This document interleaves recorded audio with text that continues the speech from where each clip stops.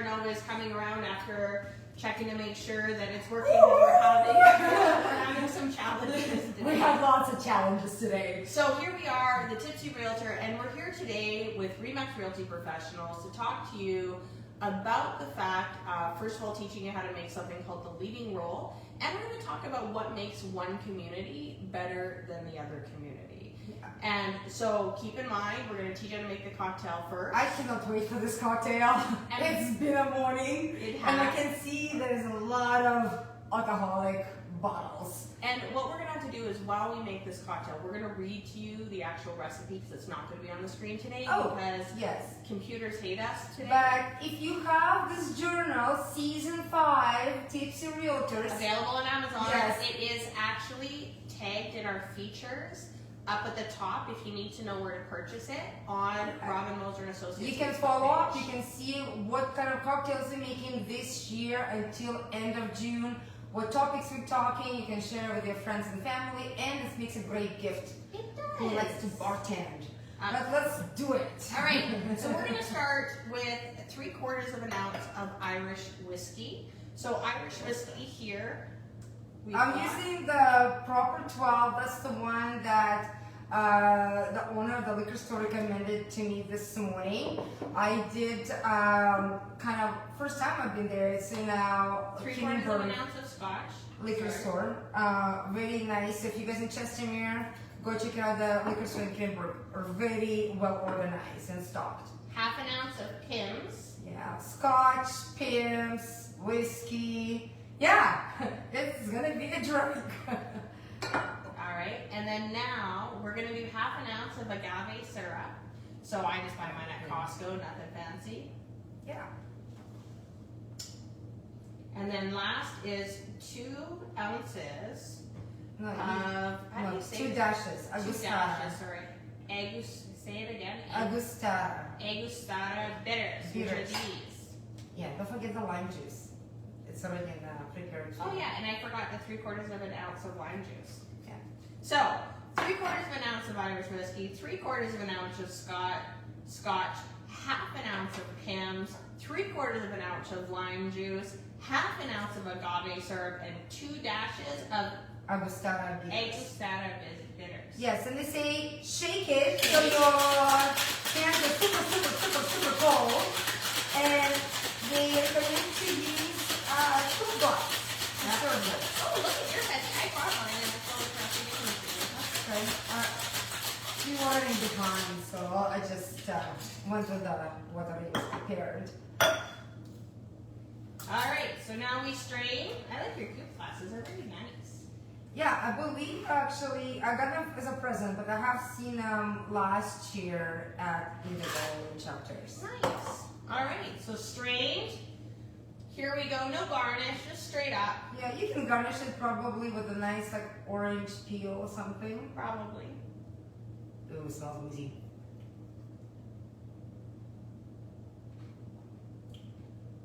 It's a sipper, but lovely. I like it. You know. It's got a bit of a spice to it, does it not? Like there's a bit of a It's from the bitters probably. That's from the bitters, yeah. It's got definitely a bit of a spice to it. Not as harsh. I actually was thinking it was going to be ridiculously harsh. It's not as harsh as I thought it would be. It kind of reminds me a little bit of whiskey sours. So if you guys are a fan of whiskey sour, I think that's kind of the take. I think the smokiness also comes from scotch. Yeah, it definitely has a smoky flavor to it, which is actually kind of cool. Yeah. It's definitely like if you like the more savory. Pimm's is it's like a liqueur. Liqueurish. Yeah, British kind of liqueur. Yeah. Oh. If you're more of a savory cocktail person, this would be a more savory cocktail. Yeah. It's not a sweet one. No, but you know that lime juice and syrup definitely balance each other out. It makes it like really nice and tasty. It definitely reminds me of the whiskey sour. I'm a big fan. Yeah. I would definitely recommend this. Good sipper. It is a good sipper. All right. So, what makes one neighborhood better than the other? Yeah. So, everyone hears when you buy a house, it's location, location, location, right? And you got to get that right location. And certainly there is a location that is better for resale investment. But sometimes when you're looking at communities, picking one over the other is hard because what works better for you? Because at the end of the day, if you're buying a house to live in, it gets to be all about you. Yeah, absolutely. I think, there is, every year, I think Avenue Magazine does it, like, what's the best community and all that kind of stuff, what best upcoming community. But at the end of the day, it's very subjective. I think it's what works for you, for your purpose and your goals that you buy in a house as well. Absolutely. So, I've done some, I looked up, so Avenue kind of had a posting, like what's our biggest community, the oldest community, the most dog-friendly community, all those kind of things, which is you can go to Avenue website and take a look. We're not gonna go through all of them, but we're gonna go through every single one. All but different ones. the biggest community by like hectares is Cranston. Cranston is actually the biggest community. That was actually a surprise to me. Really? I didn't feel like it was, but it kind of, when you think about it, makes sense. So some people, for example, like to be part of a bigger community where there's potential more schools, lots of shopping centers around, tons of maybe kids to play, right?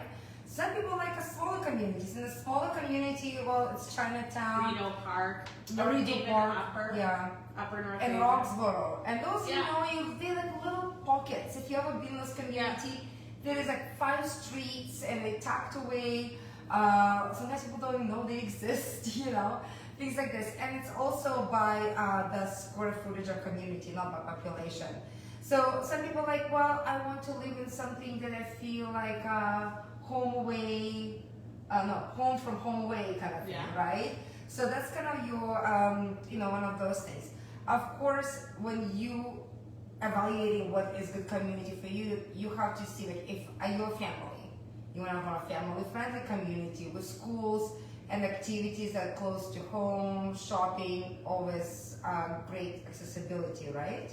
What's interesting too is a lot of times if you think about it, if you want to feel like you live in a small town but you're in the middle of the city, the highly densified or highly populated communities will give you that feel, like the community of Tuscany, Evergreen, Evanston, Arbor Bay. They give you that kind of feel of a town inside a city. Yeah, and it's kind of like architectural control. Yeah, absolutely. They usually have a really big park in the middle or lake or something like that. Yeah, that kind of feels. And with that actual higher densification, what's kind of cool about it is it lets you start off in maybe an apartment, move to your first detached or half duplex home, and then eventually go up all the way to your big huge estate house and all the way back down to your empty nester home. So those kind of communities, a lot of times you'll find that people move into those communities and they'll actually just move around the communities in those highly densified communities because they give you a lot more options on how to live in that community, what size of home you can live in that community, and if they're highly densified, they'll generally have lots of schools, lots of commercial, all of that stuff nearby for you to have access to. Yeah, totally. And another thing I was kind of thinking, for investments, right? Holding properties, I think we're still finding that anything that is inner city community or close to inner city, those are the best holding properties. So as much Calgary has been growing over the years, the spread is huge. So the inner city circle becomes also a little bit bigger. So before that was basically community over, 2 communities over. Now if you go beyond, let's say if you're familiar with Calgary, beyond Chinook, Haysboro and Kingsland are now considered to be one of those inner city communities. And of course, because of that, they're up and coming, they see more development, they see a lot of price increase in the community, more ownership, less rental, things like that, Here's my favorite thing. So these would be the communities I would want to live in. The ones that have the most block parties. Oh, yeah. Mahogany. Yes.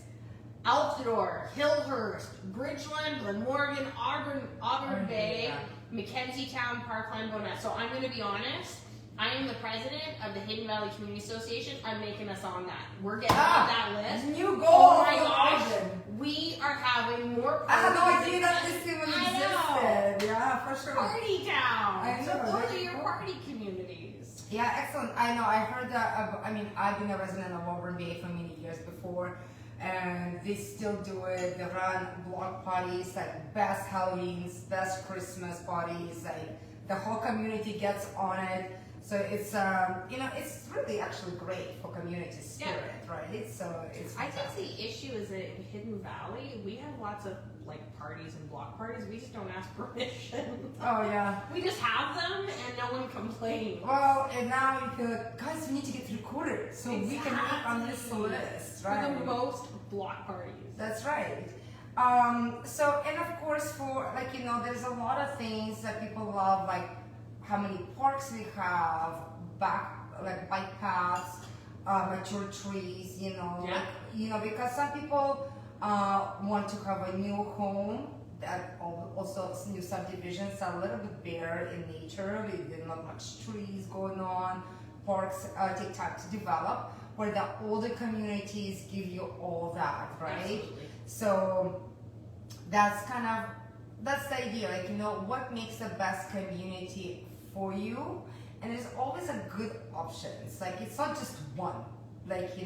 So I always recommend people hey, especially if you don't know, if you're moving from one community or like one section of Calgary to another, let's take a tour. Yeah. So you can kind of see how you feel. Some communities have a wider streets, some have very narrow streets. Some people like to park on those narrow streets along their home and nobody parks in the garage.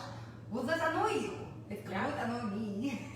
But those are the decisions as a buyer you can make for yourself as well. And within that community, usually as Robin mentioned, we see starter homes to homes, estate areas.